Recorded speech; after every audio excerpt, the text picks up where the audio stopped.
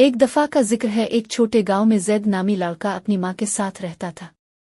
وہ بہت غریب تھے، اکثر دنوں میں کھانے کو کچھ نہ ہوتا، مگر پھر بھی زید کی ماں ہمیشہ کہتی، بیٹا جو بھی تھوڑا ہو اس میں کسی اور کا حق ضرور ہوتا ہے۔ ایک دن زید کو کہیں سے صرف 2 خشک روٹیاں ملے۔ وہ بھوکا تھا لیکن ماں کی بات یاد آئی۔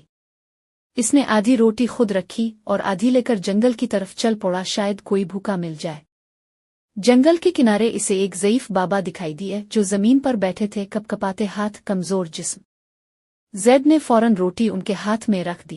بابا نے مسکرا کر دعا دی، اللہ تجھے ایسا دے گا جس کا تاؤ نے سوچا بھی نہ ہو۔ زید حیران ہوا۔ جب وہ واپس آیا تو گاؤں میں شور تھا۔ ایک امیر شخص اپنی دولت کا وارث تلاش کر رہا تھا، اور وہ وارث زید کی ماں نکلی جو کبھی اس کی چھوٹی بہن کی مددگار تھی۔ زید اور اس کی ماں کو عزت، گھر، کھانا سب مل گیا۔